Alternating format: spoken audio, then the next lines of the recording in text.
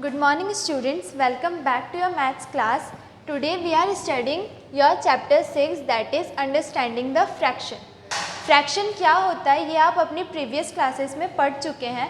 अभी हम फ्रैक्शन को थोड़ा सा और समझेंगे. ठीक है, फ्रैक्शन क्या होता है बच्चों? फ्रैक्शन में क्या होता है, जैसे एक पूरी कंप्लीट चीज़ है, ठीक है, उसका हमने कुछ पार्ट निकाला तो वो पार्ट उसका कितना आता है उसे फाइंड करना क्या कहते हैं हम उसे? फ्रैक्शन. क्या कहते हैं? फ्रैक्शन. फ्रैक्शन कैसे लिखा जाता है बच्चों? पहले फ्रैक्शन क्या होता है क्लियर हुआ सबको?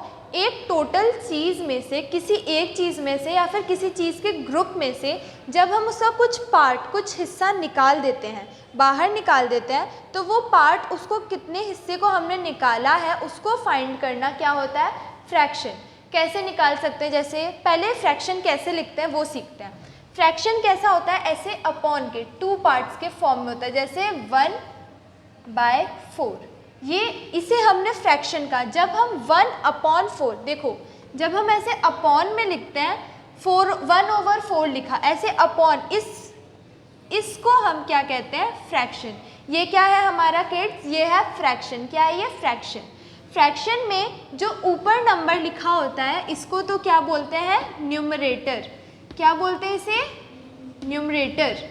ठीक है, ऊपर जो नंबर है वो कहलाता है न्यूमरेटर और नीचे वाला जो नंबर है वो क्या होता है? डिनोमिनेटर. क्या होता है वो किड्स? डिनोमिनेटर. क्लियर है सबको?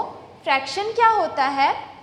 व्हेनेवर जब हम किसी चीज़ में से कुछ पार्ट निकालते हैं तो वो हमने कितना पार्ट निकाला है उसे फाइंड करना क्या कहलाता है? फ्रैक्शन. और उसमें उसे हम कैसे रिप्रेजेंट करते हैं? ऐसे अपॉन की फॉर्म में. यहाँ ऊपर कोई सा भी नंबर हो सकता है, ज़रूरी नहीं है 1 ही हो, और नीचे भी कोई सा भी नंबर हो सकता है, जैसे 2/5 हो सकता है, 3/4 हो सकता है. ठीक है, ऐसे लिखते हैं. जो ऊपर वाला नंबर है उसे क्या कहते हैं हम? न्यूमरेटर. और जो नीचे वाला नंबर है उसे क्या कहते हैं हम? डिनोमिनेटर. क्लियर है सबको? Very good. क्या होता है स्टूडेंट्स? देखो फ्रैक्शन कितने टाइप के बताया मैंने आपको? 2 टाइप के. या तो हम किसी एक चीज़ में से कोई पार्ट निकालेंगे तो वो क्या होता है? फ्रैक्शन ऑफ होल, यानी पूरी एक चीज़ में से हमने उस पार्ट को निकाला है. और एक होता है पूरे ग्रुप की चीज़ों में से निकालना. ठीक है, तो पहले हम पढ़ लेते हैं फ्रैक्शन ऑफ अ होल. ये क्या होता है? फॉर एग्जाम्पल, जैसे आपके पास एक चॉकलेट, आप कितने फ्रेंड्स हैं? आप 4 फ्रेंड्स हैं, आप हो और आपके 3 और फ्रेंड्स हैं. ठीक है, और आपके पास क्या है? एक चॉकलेट है. आपके पास क्या है? एक चॉकलेट है. आपने क्या किया? आप कितने फ्रेंड्स हो? 4 फ्रेंड्स हो. तो आपने क्या किया? उस चॉकलेट के क्या किए? 4 पार्ट किए. कितने पार्ट किए? 4 पार्ट किए. पार्ट्स कितने किए? 4. ठीक है, और अपने ईच फ्रेंड को, एक फ्रेंड को एक चॉकलेट दी, दूसरे फ्रेंड को भी एक दी, तीसरे को भी एक दी और 4th वाले को भी एक दी. यानी आपने क्या किया? एक चॉकलेट ली, उसके कितने पार्ट्स किए? 4.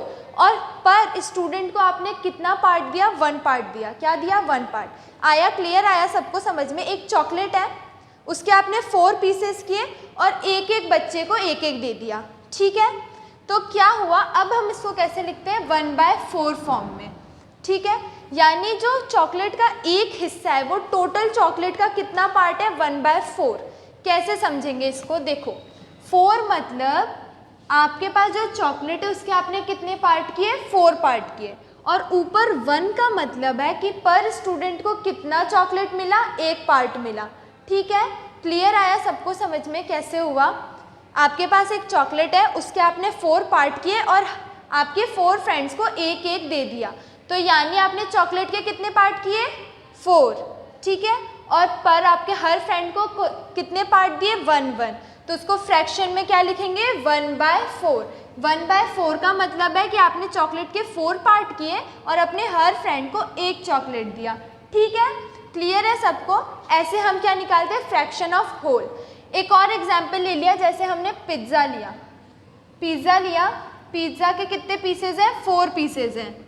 ठीक है, ये एक पिज्ज़ा है, पिज्ज़ा में कितने पीसेज हैं? 4 है. और आप कितने लोग हो? मम्मा, पापा, आप और आपके भाई. कितने हो गए आप? 4 लोग हो गए. तो सब क्या करेंगे? एक एक पीस ले लेंगे ना, सब एक एक पीस ले लेंगे. तो आपने क्या किया? एक पिज्ज़ा है, एक पिज्ज़ा के कितने पार्ट किए? 1 2 3 4. 4 पार्ट किए तो अपॉन में लिख देंगे 4. दिख रहा है? अपॉन में क्या लिखेंगे 4, है ना।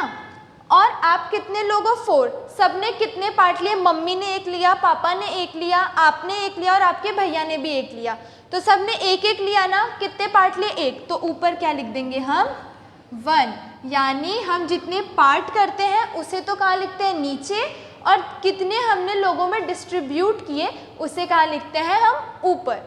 ठीक है, क्लियर है सबको, आप इसे समझ लीजिए एक बार।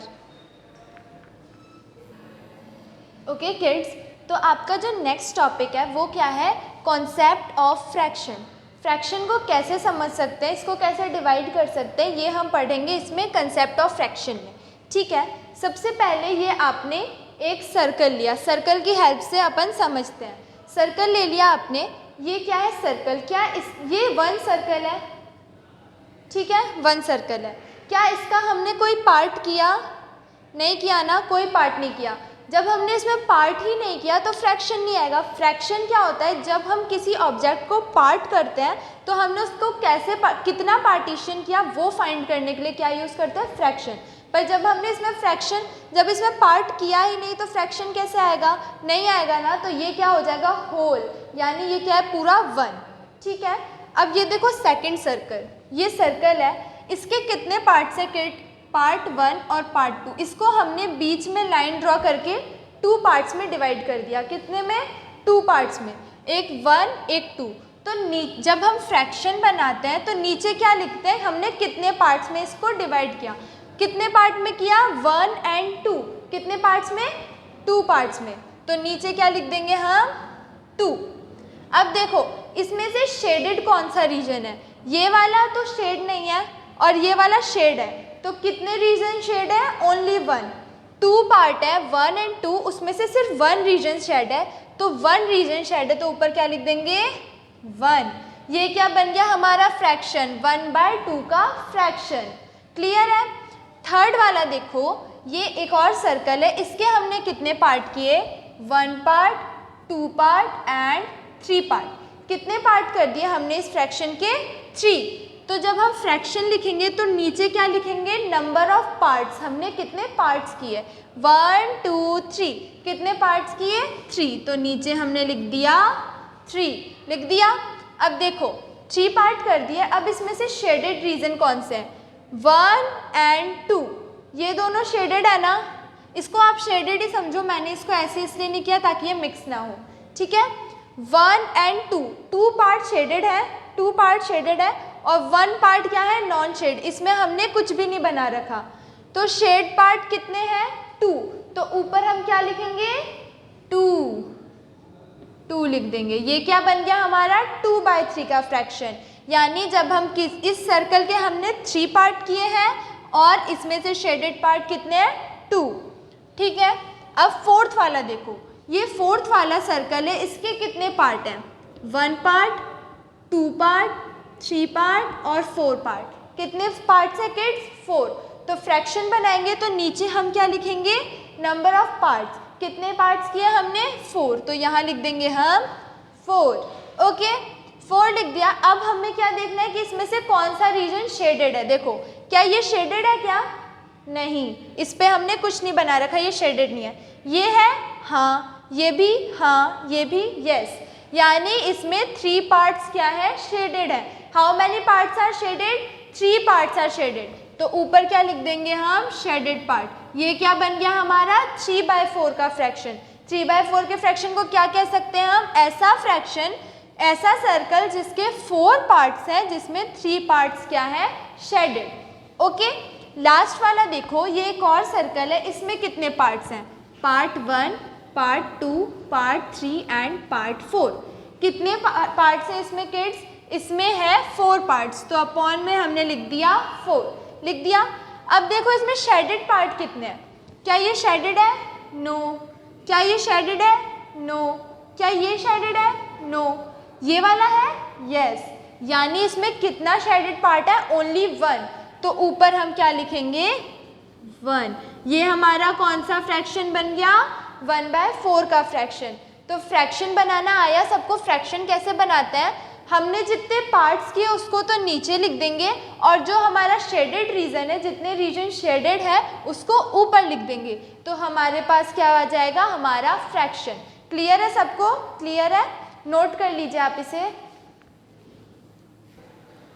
ओके किड्स, तो आपका कंसेप्ट ऑफ फ्रैक्शन यहाँ पे ख़त्म हो गया। आई होप आप सबको फ्रैक्शन क्लियर हो गया होगा, फ्रैक्शन हम कैसे बनाते हैं वो क्लियर हो गया होगा।